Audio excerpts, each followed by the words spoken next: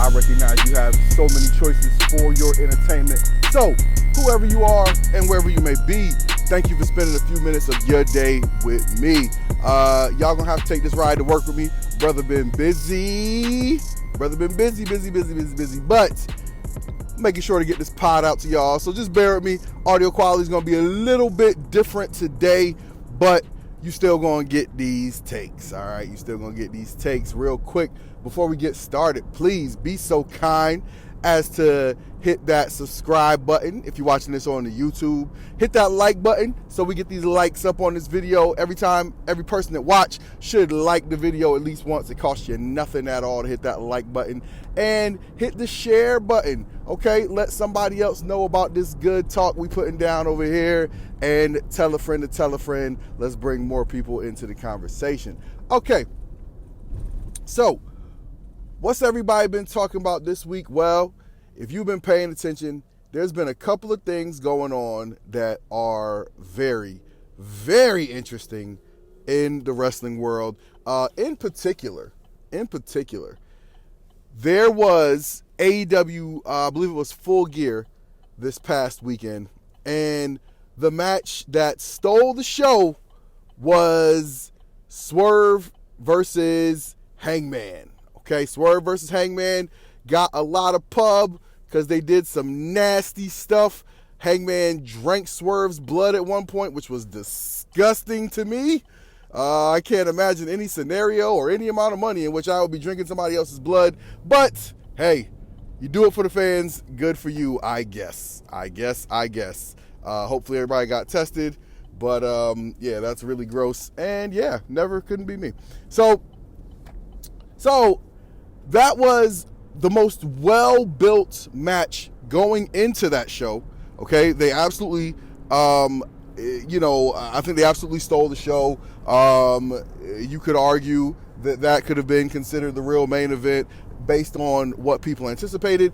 But a clear thing is happening right now in AEW. They are building up Swerve for a main event run, for a top spot run. And I think that's great, right? I think that's great. AEW is a company that has not done a good job of marketing its product to a black audience. Like, they've done a lot of what I call here damn diversity, right? Like, I mean, you know how, when somebody's annoying you for something, you're like, here, damn, take it, right? Like, AEW has done a lot of that when it comes to their efforts to reach out to black fans. Like, remember Scorpio Sky's quote-unquote winning streak that we only heard about before they put the TNT title on him?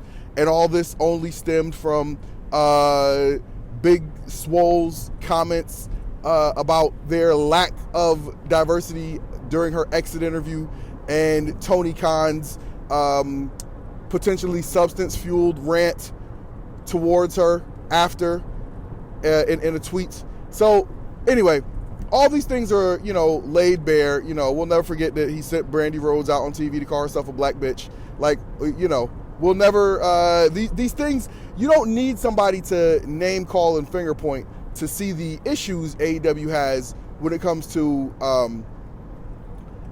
marketing black stars or marketing towards black talent. AEW talks so much about their target demo, right? And like, that target demo is, I believe, 18 to 49-year-old. But the part of that they don't mention is it's 18 to 49-year-old white men.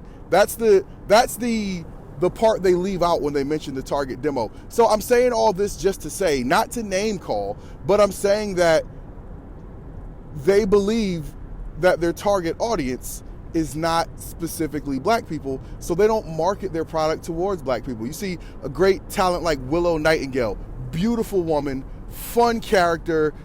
She's been middling in terms of what they've been having her do on AEW TV for a long time. Again, meanwhile, they have a character like Julia Hart, right, who she's certainly growing and progressing, but you see the effort to build up her character and to make her look more and more credible, right? Like, she just got a win in a triple threat with Chris Statlander and whoever else is in that match. But, like, they hold Chris Statlander in very high regard. So one, even putting her in a match next to Chris Statlander is a stamp of approval, right? And then having her come out on top of that match is a huge stamp of approval, right? So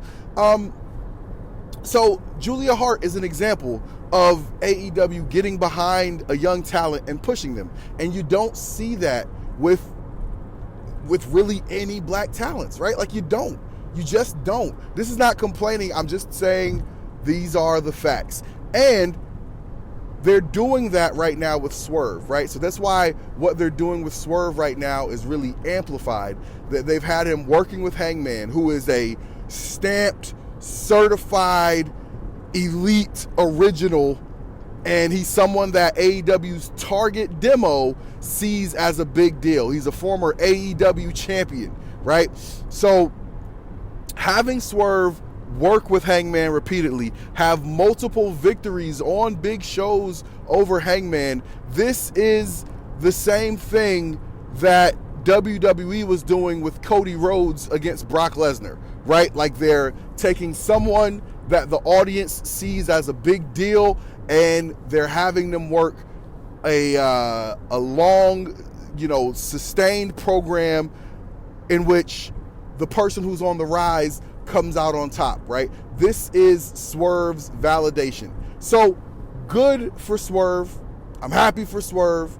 All fans of Swerve, good for you. I'm happy for you. Rejoice. Okay? Now, because Twitter is Twitter and it's a nasty place, and, people approach things with an effort to be negative and to bring people down and to tear people down.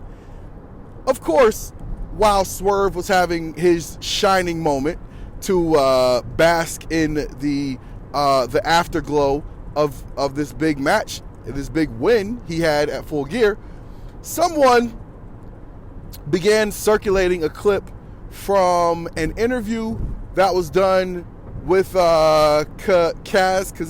I apologize, I don't know the brother's full name, but Kaz, very prominent personality, in the wrestling sphere and in the sports media scape. Very smart, talented brother. He's one of the forces behind Wale Mania, a huge event. And so on his podcast, it might have been an episode of a Ringer podcast, he was interviewing Swerve, and Kaz asked Swerve about his reaction to his placement on that year's BRP 50. Now, if you're not familiar with the BRP 50, the BRP 50 is a list of the top 50 black wrestlers across any promotion or indies from a given time period of a year, right? I think it's from, I want to say it's from April to April or May to May, something like that. But if you listen to the content that they create around the release of their list, which is every Juneteenth, they explain what the criteria for the list are. Now, for me, I like the fact that somebody does a list and clearly explains what their criteria is for ranking people on the list. Because I see so many lists that look like such bull. And this doesn't mean that this list doesn't look like bull too. But what it means is at least they explain what their criteria are, so that if you want to dispute it, you have to dispute it based on criteria and not off your opinion, right? Because again, even with the criteria, it's still the opinion of the list makers. But I always appreciate it that when they present the list, they explain, here's what goes into our rankings. So now, people still can have tons of disagreements with a list.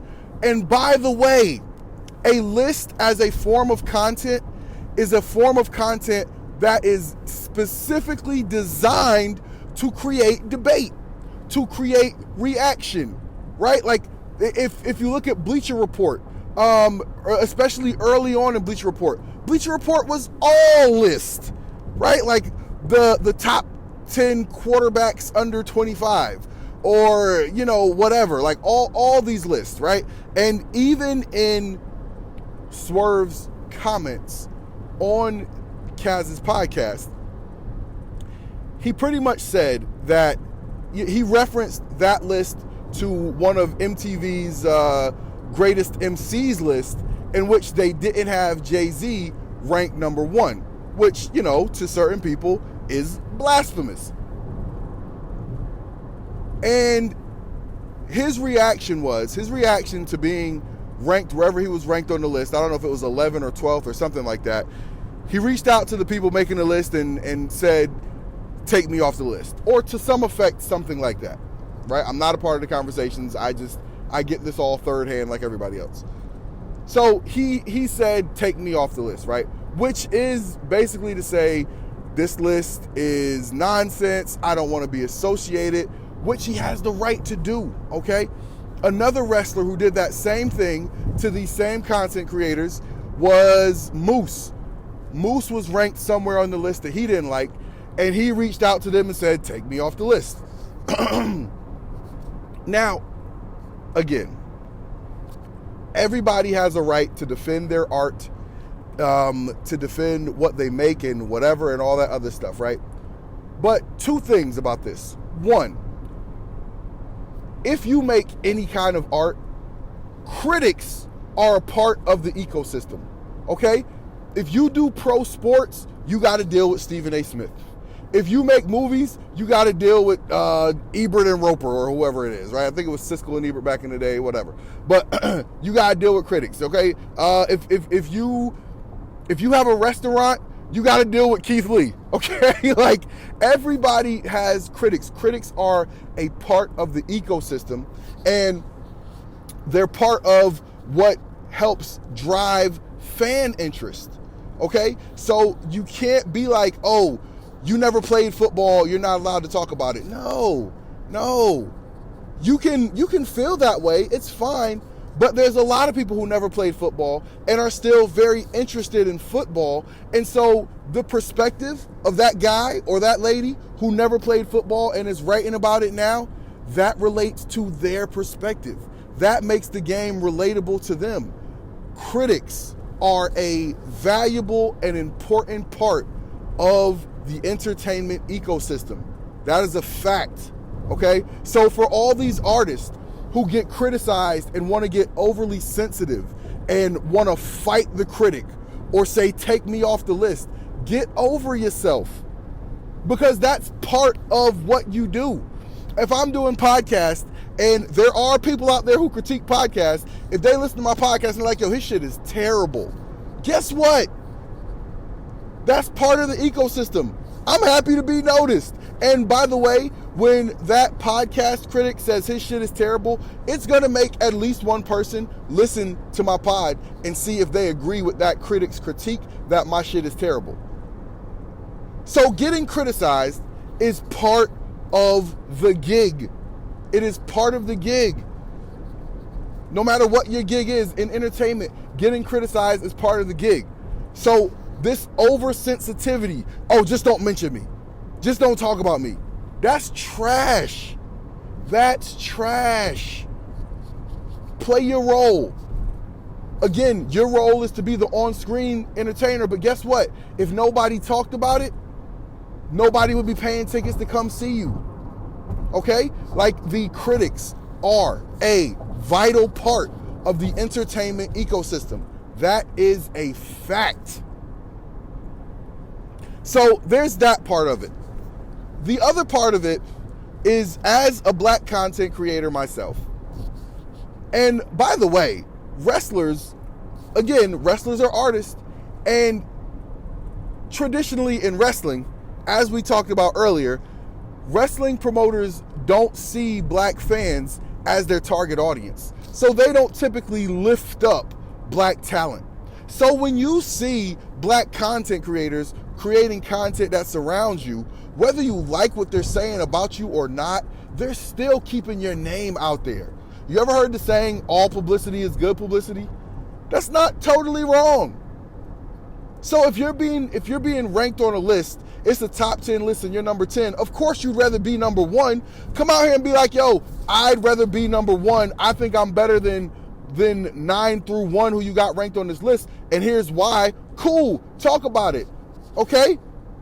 And then go out there and give them the incentive to make you number 1 the next year. But to try and discredit the list makers, that is trash. And a bigger reason why it's trash is because I don't see any of these dudes do that same reaction when they don't like where they're ranked on the PWI 500 or any ESPN list or anything like that, any Bleacher Report list. I don't see that same energy at all, and that to me is trash. And that brings us back to the Swerve conversation to begin with. So people were offended because someone circulated this clip of this controversy of Swerve saying that the BRP, which is, to be clear, a black owned and operated and generated list, saying that the BRP 50 is like invalidated or they just do it for clout or whatever his reasoning was. You're pretty much saying that they don't have a right to be ranking. Like, who are you to be ranking anything? Well, did you say that when you were ranked on the I don't even know where he was ranked on the PWI list, but did you have that energy for where you ranked on the PWI list? I know you weren't ranked number 1. Did you say that for where you were ranked on whatever list ESPN had been putting out or Bleacher Report had been putting out of, top wrestlers in any given particular category?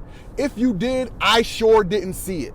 And so to me, that makes it extra foul, okay? Because again, not only are you violating the understood ecosystem, the understood place of critics in the ecosystem, right? Like, not only are you violating your role in that situation, but you are discrediting black content creators who are making content that is highlighting your work.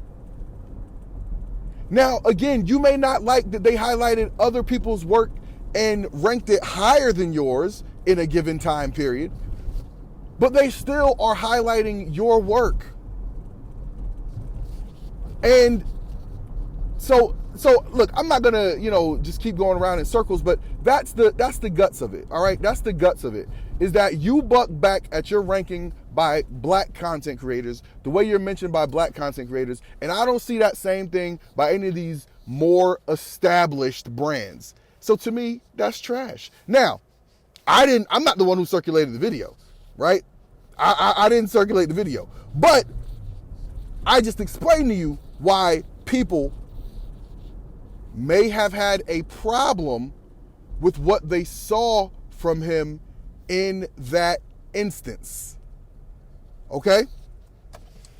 So you did something that people don't like, and they brought it up at a time when you were supposed to be getting shine.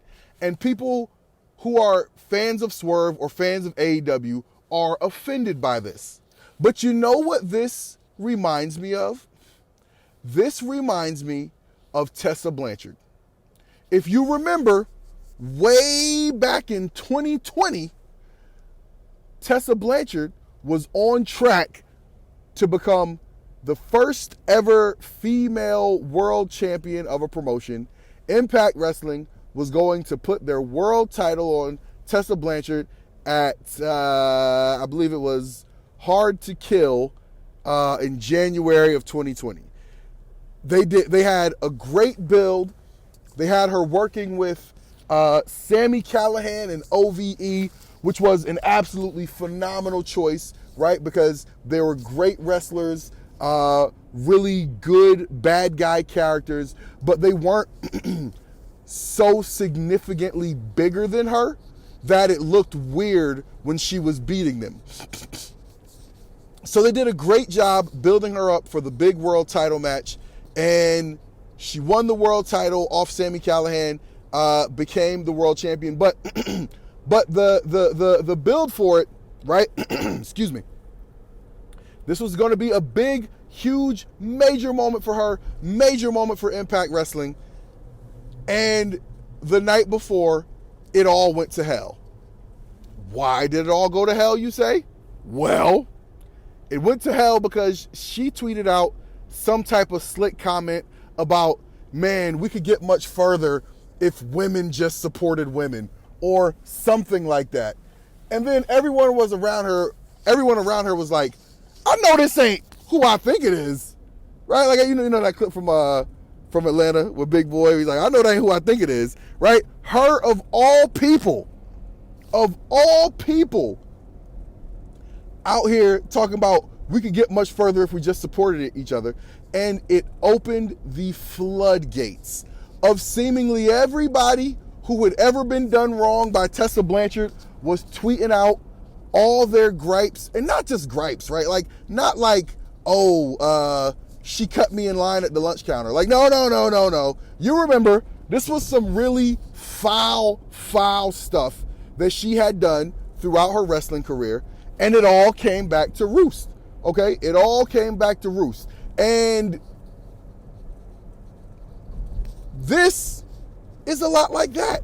Now, I'm not saying that Swerve did a bunch of people dirty. Like, this is not an apples to apples comparison. But what it is it's a comparison, it's an example of the fact that you can't just do people dirty and expect no consequences. It costs you nothing to be nice. If you're the person with a platform and you take your opportunity to crap on people with a smaller platform, you're going to rub some people the wrong way. And don't be surprised when that moment comes up and the time when you weren't so nice to people who tried to talk nice about you comes back to bite you. And that is exactly what happened. I'm not doing an I told you so. I'm not doing a ha-ha, that's what you get. I'm just stating the reality. And the fact of the situation is that Swerve is a wrestler who has been on major platforms, and he chose to use his platform to try and discredit some content creators that he did not deem worthy to be critiquing him. And little did he know, those content creators have a lot of people who support what they do. And they have a lot of people who saw things the way that I just explained it to you, which is that, hey, you're a black wrestler and you got these black content creators trying to create content to highlight black wrestlers. Why are you acting like a turd? And that rubbed some people the wrong way. And it came back to bite him at the worst possible time, right? At the worst possible time. Now, look, this is not going to tank Swerve's push. Like, I see people out here talking about cancellation. Why are we trying to cancel somebody? Like, yo, we got to do better learning what words mean. We got to do better using words in the context that they are intended. Some words have nuance, and sometimes you're just making stuff up, okay? Pointing out something that someone did that you don't like, that's not canceling somebody. Canceling somebody is what happened to Colin Kaepernick. Colin Kaepernick got canceled, okay? Canceling somebody is what happened to R. Kelly. R. Kelly got canceled. Canceling somebody is unifying to say this person is gross or whatever, like for whatever reason, I don't want to support this person's work anymore. That's not the same thing as saying, yo, you said something I don't like. That's just normal discourse. Because we live in this internet world and people don't know how to talk to people anymore, everything has to be a, the nastiest thing you can type as soon as you see something. People don't know how to have conversations anymore. They gotta use the most reactionary word, the most reactionary phrase they can find. Just saying you don't like something somebody did, that's not canceling somebody. Learn how to talk. I had somebody try to tell me I don't understand reading comprehension because they didn't like the way I interpreted something that they wrote or they tweeted. No, I understand reading comprehension just fine. And I understand that words can be used in varying degrees of context. But that doesn't mean that words can just mean something they don't mean, right? So, again, stop jumping out the window. Just because some people are reminding you that, hey, I'm not doing backflips and cartwheels to celebrate Swerve because he rubbed me the wrong way when he said this thing. What that got to do with you? What does that have to do with you? That has nothing to do with you. You're jumping up and down, bending over backwards to cry and say that black people don't support black people. Well, guess what? The cycle goes round and round. Because in this instance, if you call this black people not supporting black people, it's a result of what? A black person not supporting black people. So you're right. You're right. Okay? You're right. Like, black people are horrible about supporting black people for the sake of supporting black people. You're absolutely right about that if that's the way you feel. Okay? If you think that black people should do a better job of supporting black people for the sake of supporting black people, then be the change you want to see. Get out there and support black people just because they black people. Okay? Me personally, I'ma always show love until you give me a reason not to. Okay? I'ma always show love until you give me a reason not to. I'ma support. When I see black people trying to do something, I'ma always show love. Until you start talking that Candace Owens. Until you start talking that Kanye West from time to time, given, what state of mind he's in. Right? Like, when you start talking that, I'm good. I'm good. I don't need to go out of my way to tear you down. But I'm sure as heck not going to be out here retweeting a vote for Daniel Cameron post. Okay? So, like, all skin folk ain't kinfolk. Okay? And again, that doesn't mean that there's only one way to be black or yada, yada, yada. Like, we all think about things differently.